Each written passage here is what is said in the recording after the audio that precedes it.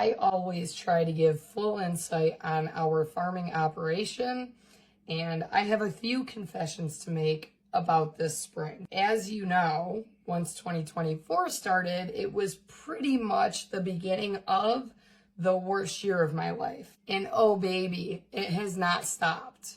So my first dog passed away in March, on top of many other things that have occurred. But farm-wise, I want to give you a little bit of insight into what we've been dealing with. And if you are in production agriculture or farming whatsoever of any sort, you know that there's always going to be years of ups and downs, and it's not always going to be sunshine and roses. Now, I'm sure I'm going to forget something in this story without a doubt, but it seemed like every species this year had a struggle of some sort. So let's start with the meat chicks.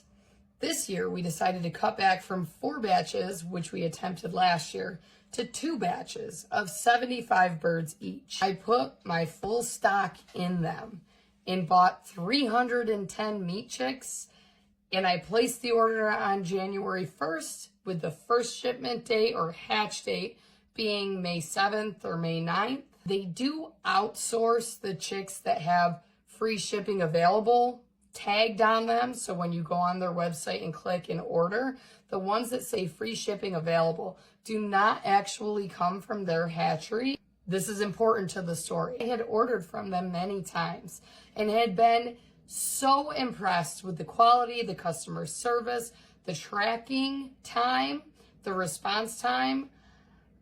I don't know what happened. Well, I know what happened. They outsourced their meat chicks to another hatchery.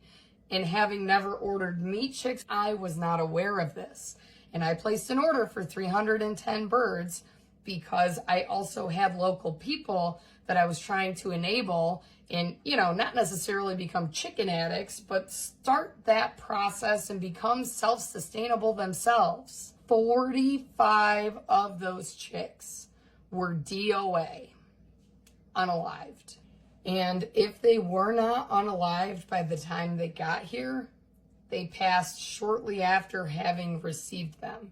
And I understand that there is a variable with USPS and that there are some things out of the hatchery's control, but I have never received chicks in such a state of decomposition as I did with this shipment. I'm not kidding you. When I picked them up from the post office, the post office person actually put them around back, and I picked them up within a half an hour of them calling me to say that they were in.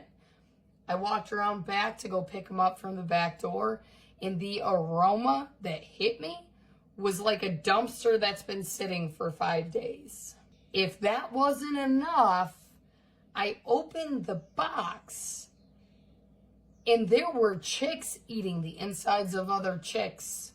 Again, a first. I've never seen that happen before. I've shipped a lot of chicks. I've had many shipments, some in the months of like January, February, and March. This weather was mild. It wasn't too hot and it wasn't too cold.